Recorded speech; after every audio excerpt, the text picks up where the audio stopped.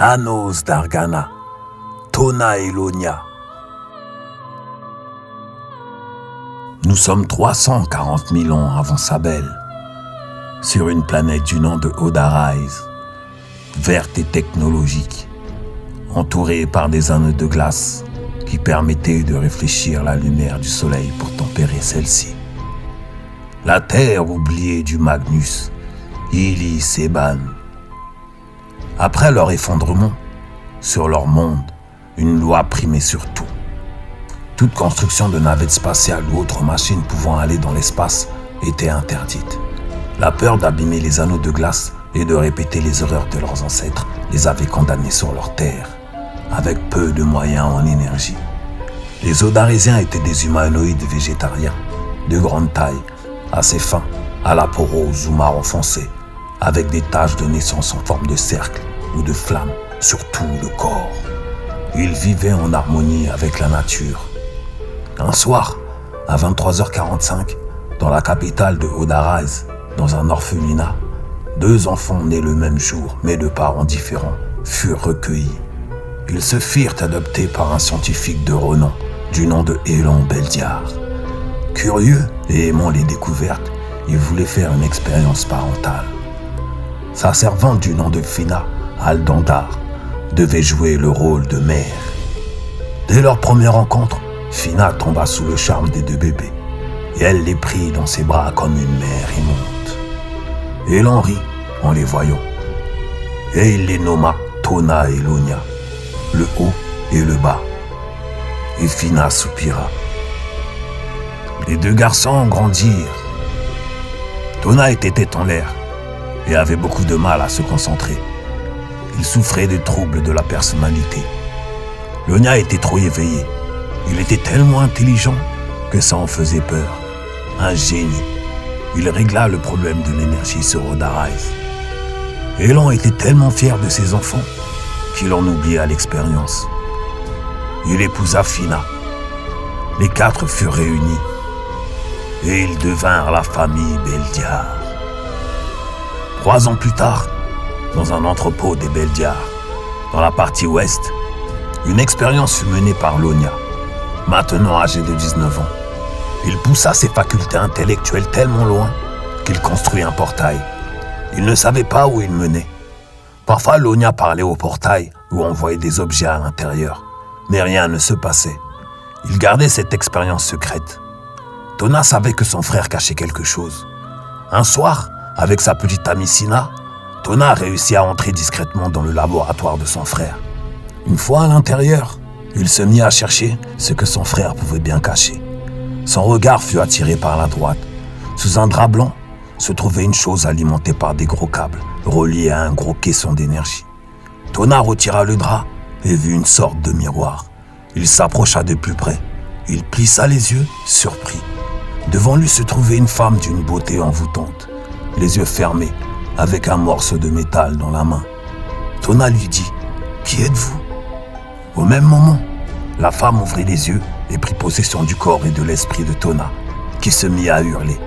Sina se dirigea rapidement vers Tona, quand Tona se retourna vers Sina et dit « Chagas, dans 300 ans. » Sina lui dit « Quoi ? Tona, ça va ?» Sina n'avait pas remarqué le portail, et une ombre s'échappa. Elle planait au-dessus d'elle. Soudain, un hurlement strident résonna dans la pièce. Sina s'en boucha les oreilles de douleur et se mit à transpirer. Sa respiration a accéléré, quand une main monstrueuse tira Sina à l'intérieur du portail. Elle hurla et disparut dans le portail. Et Tona perdit conscience. 1 heure après, Lonia revint dans son laboratoire. Il vit son frère au sol. Il se précipita vers lui et tenta de le ranimer. Tona toussa et ouvrit les yeux et demanda à Sina. Lonia ne comprit pas et dit « Que fais-tu ici ?» et regarda le portail. Il comprit.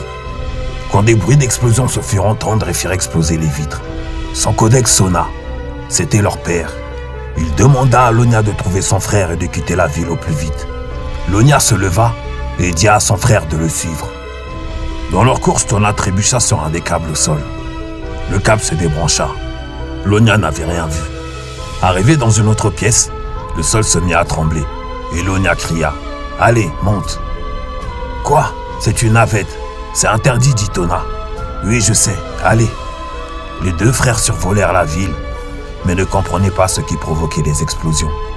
Quand Lonia dit « C'est quoi cette chose ?»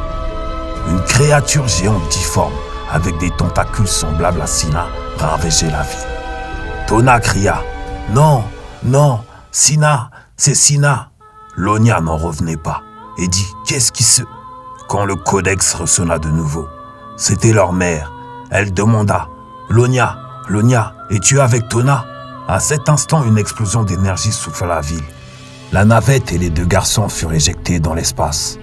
Ils firent sonner par le choc, inconscients, sur une orbite éloignée de Oda-Rise. Lonia se réveilla le premier et réveilla son frère. Tona, choqué, dit « Nous sommes dans l'espace ?» « Oui, dit Lonia. Je dois réparer. On doit retourner sur la planète. »« Lonia, regarde la planète. » Il regarda vers Oda-Rise. C'était inimaginable.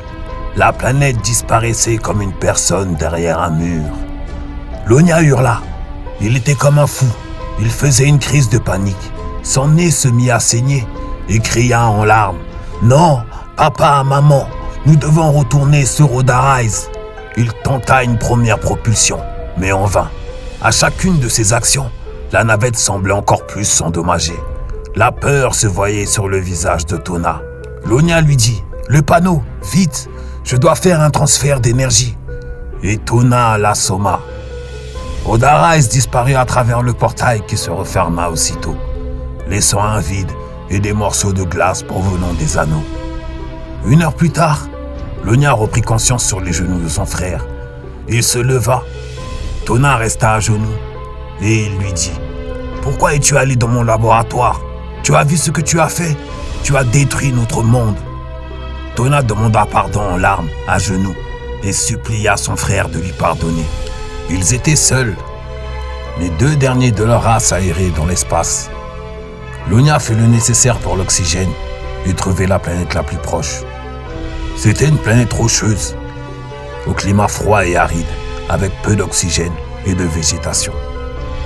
Lorsqu'ils mangèrent leur premier repas hors du vaisseau, Tona était heureux et dit « Cette planète sera Sina » en fredonnant et en dansant. Lonia dit « Pourquoi ça ?»« Parce qu'elle est dure comme elle. » Et Lonia rit. Tona dit « Je suis heureux, tu sais pourquoi ?» Lonia dit « Non. Parce qu'il me reste encore quelque chose. »« Ah bon ?